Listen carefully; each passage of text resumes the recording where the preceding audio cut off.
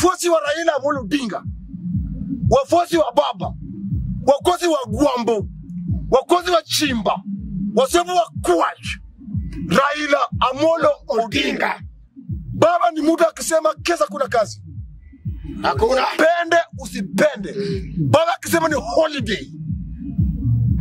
Tukupate nje. Hata Ruto ako holiday hiyo. Na mimi najua hata Raila Amolo Odinga ambie William Samuel Ruto kesho ni holiday.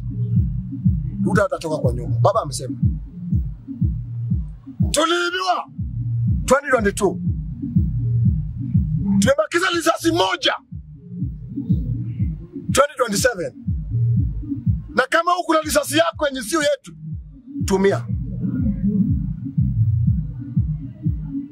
hiyo yako. Lakini tunajua mwenye anaweza toa William Samuel Ruto ni Raila Amolo Odinga peke yake. Nasikia wengine wanapiga kelele ati Kalonzo. Bwana, piga hesabu zako. Raila Amolo Odinga alikuwa na Uhuru Muigai Kenyatta.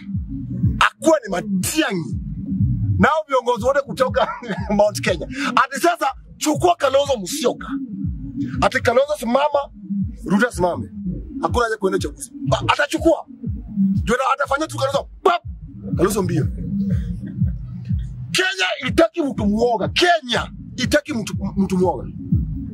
Na kumbuka siku tulikuwa tunaenda kwa afisa Raila Amolo Odinga. Musalia Mudavadi, Kalonzo Musyoka hawakutoka kwa nyumba.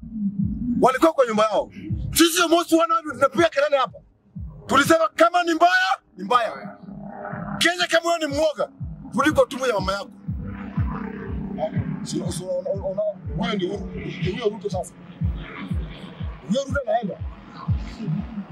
Vitu ziko juu. Maisha iko juu.